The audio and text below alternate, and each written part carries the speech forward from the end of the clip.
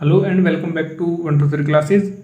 इसमें हम देखेंगे रासायनिक अभिक्रियाओं को संतुलित करना, यानी कि रासायनिक अभिक्रियाओं को कैसे संतुलित कर सकते हैं। तो इसके लिए पहले हम ये देख लेते हैं कि हमें रासायनिक अभिक्रियाओं को संतुलित करके लिखने की आवश्यकता क्यों होती है। ठीक है, तो किसी भी रासायनिक अभिक्रिया में द्रव्यमान न तो निर्माण होता है न ही विनाश होता है। यानी अगर कोई भी रासायनिक अभिक्रिया हो रही है तो उसमें जो भाग लेने वाले परमाणुओं का द्रव्यमान है, द्रव्यमान ना तो नया बन सकता है अभिक्रिया के दौरान, ना ही जो द्रव्यमान है वो खत्म हो सकता है।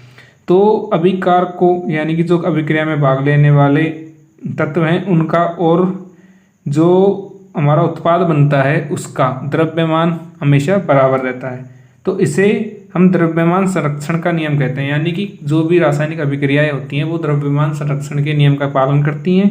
इस वजह से हमें रासायनिक समीकरणों को संतुलित करके लिखना पड़ता है ताकि जो अभिकारक और उत्पाद हैं उन दोनों का द्रव्यमान बराबर बना रहे। ठीक है, तो हम इसको स्टार्ट करते हैं। जो हमारे बेसिक सबसे जो आसान जो हमारी अभिक्रिया है वो है हमारी, पहले लिख लेते हैं हम H2 प्लस O2, ये हमारा बनाता है H2। हमें पता है ये हाइड्रोजन गैस है, ये ऑक्सीजन है और H2 जो हमारा है जल। ठीक है, तो यहाँ पे हम देखेंगे H के 2 परमाणु हैं और ऑक्सीजन के 2 परमाणु हैं, यानी जो अभिकारक हैं अभिकारकों में हाइड्रोजन गैस और ऑक्सीजन गैस के 2 परमाणु हैं। अब हम उत्पाद को देखते हैं, यहाँ पे हाइड्रोजन गैस के 2 परमाणु यानी ये संतुलित है, लेकिन ऑक्सीजन का केवल 1 परमाणु है। तो ये अब द्रव्यमान संरक्षण के नियम का पालन कर नहीं रहा, इसलिए हम इसे द्रव्यमान को सही करके लिखने के लिए हम इसे संतुलित करेंगे। ठीक है, तो यहाँ पे हम देखते हैं कि अगर हमें ऑक्सीजन के 2 परमाणु करने हैं तो नीचे तो हम कुछ लगा नहीं सकते, ये तो नियम है ही हमारा कि नीचे हम कुछ भी नहीं लगा सकते। हम जो भी लगा सकते हैं ये लगा सकते हैं इनके सामने, तो हम यहाँ पे सामने 2 लगा देते हैं। ठीक है, अब हमने यहाँ पे 2 लगा दिया तो ऑक्सीजन के 2 हो गए, यहाँ पे ऑक्सीजन के 2 हैं, लेकिन हाइड्रोजन के यहाँ पे 2 दूनी 4 हो गए, हाइड्रोजन के यहाँ पे सिर्फ 2 हैं। तो अब हमें इसे करना पड़ेगा, यानी कि स्टेप फर्स्ट में तो हमने यहाँ पे ये कर दिया, स्टेप 2 में हम यहाँ पे 2 लगा देंगे। तो यहाँ पे अब देख लेते हैं, हाइड्रोजन के 4 हो गए। अब लास्ट में फिर से देखेंगे, हाइड्रोजन के 4 परमाणु हैं, ऑक्सीजन के 2 परमाणु हैं। यहाँ पे देखते हैं हाइड्रोजन के 4 परमाणु हैं और ऑक्सीजन के 2 परमाणु हैं। तो ये अभिक्रिया हमारी हो गई संतुलित। अब हम ले लेते हैं उदाहरण नंबर 2, कार्बन का दहन। कार्बन यानी C, दहन के लिए हमें पता है ऑक्सीजन की आवश्यकता होनी है O2। अभिक्रिया करेंगे, ये बनाएगा CO2। ठीक है, अब हम यहाँ पे देखते हैं कि हमें यहाँ पे क्या मिलता है। कार्बन का 1 परमाणु है, ऑक्सीजन के 2 परमाणु हैं। यहाँ पे कार्बन का 1 परमाणु है, ऑक्सीजन के 2 परमाणु हैं, यानी जो अभिकारकों का द्रव्यमान था वो उत्पाद के द्रव्यमान के बराबर है, यानी कि ये द्रव्यमान संरक्षण के नियम का पालन कर रही है, यानी हमें इसमें कुछ भी करने की ज़रूरत नहीं है।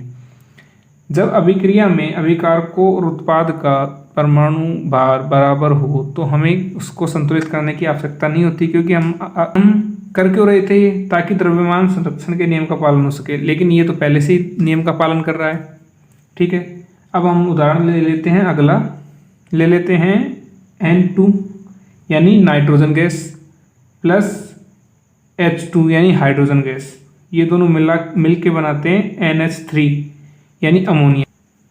तो यहाँ पे हम देखेंगे N 2 हैं, H भी 2 हैं, लेकिन उत्पाद में हमारे N 1 है, H है 3।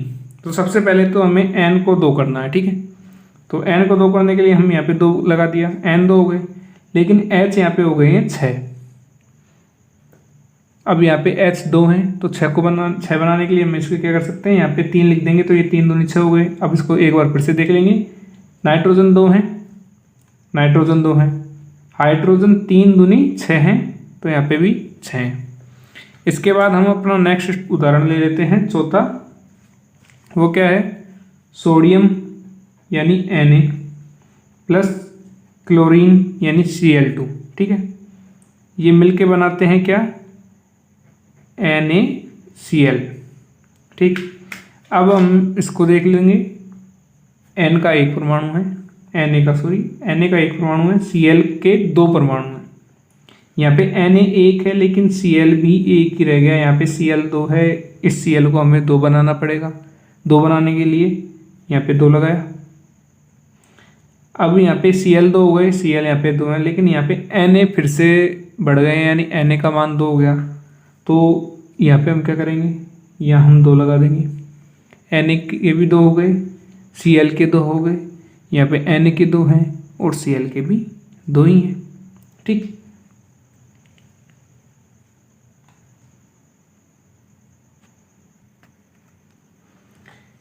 इसके बाद लेते हैं हम हमारा उदाहरण नंबर 5। ठीक है, तो 5 ले लेते हैं। 5 है हमारा क्या, बेरियम क्लोराइड यानी BaCl2। ठीक है, इसके साथ अभिक्रिया किसकी होती है, एल्यूमिनियम सल्फेट की, यानी Al2SO4 का होल थ्राइज। ये हमने बनाना सीख लिया है, तो आगे देखते हैं। AlCl3 plus BaSO4। ठीक, अब हमें इसे संतुलित करना है, तो हम पहले तो गिनेंगे परमाणु। Ba का एक परमाणु यहाँ पे है, Ba का यहाँ पे भी एक परमाणु है, Cl के यहाँ पे 2 परमाणु हैं, Cl के यहाँ पे 3 परमाणु हैं। पहला तो ये हो गया, Cl हमें चेंज करना पड़ेगा। इसके बाद यहाँ पे Al के 2 परमाणु हैं, Al का यहाँ पे सिर्फ 1 परमाणु है, SO4 के यहाँ पे 3 परमाणु हैं और SO4 का यहाँ पे 1 परमाणु है। तो अब हमें सबसे पहले बैलेंस क्या करना है, Ba बैलेंस है हमारा, Cl बैलेंस हमें करना है। तो यहाँ पे Cl2 है और यहाँ पे है Cl3, तो 3 को 2 बनाया नहीं जा सकता, इसे ही बढ़ाना पड़ेगा। अब यहाँ पे हम अगर 2 लगाते हैं, मान लीजिए हमने यहाँ पे 2 लगा दिया, तो यहाँ पे हो गए Cl के 2 दूनी 4, यहाँ पे रह गए 3।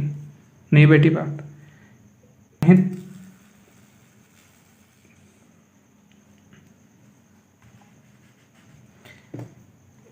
यहाँ पे 2, यहाँ पे रह गए 4, यहाँ पे हो गए 4 और यहाँ पे रह गए 3। ये दिक्कत हो गई। अब हम ये देखना है 3 को कैसे भी 4 बना सकते हैं क्या। अगर हम यहाँ पे 2 लगाते हैं तो ये हो जाते हैं 6। तो हम यहाँ पे 2 लगा के ट्राई कर लें, यहाँ पे हो गए 6। अब यहाँ पे 2 हैं, अगर हम 2 को 3 में बदल देते हैं तो ये हो जाएंगे 6। तो हम इसे यहाँ पे 3 कर देंगे। ठीक है, तो यहाँ पे क्या हो गए, Ba के हो गए 3, Cl के हो गए 6। Cl के यहाँ पे 6 है, Ba का अकेला रह गया, तो Ba को हम 3 कर देते हैं, हो गया। Ba हमारा संतुलित हो गया, Cl हमारा संतुलित हो गया। इसके बाद देखते हैं Al2। Al 2 है यहाँ पे क्या है, Al 2 है, ये भी संतुलित हो गया। SO4 यहाँ पे 3 है, SO4 यहाँ पे 3 है। तो ऐसे ही हम कुछ चीज़ों को संतुलित करेंगे, कुछ ऑटोमेटिकली संतुलित हो जाएगी। तो ये हमने देख लिया। इसकी रासायनिक अभिक्रिया में, किसी भी रासायनिक अभिक्रिया में अभिक्रिया के दौरान द्रव्यमान का न तो निर्माण होता है और न ही विनाश होता है। कुल द्रव्यमान हमेशा बराबर रहता है, यानी संरक्षित रहता है। इसे हम कहते हैं द्रव्यमान संरक्षण का नियम। और हमने इनको संतुलित करना देख लिया। और संतुलित करने की आवश्यकता क्यों होती है, द्रव्यमान संरक्षण के नियम के पालना के लिए। तो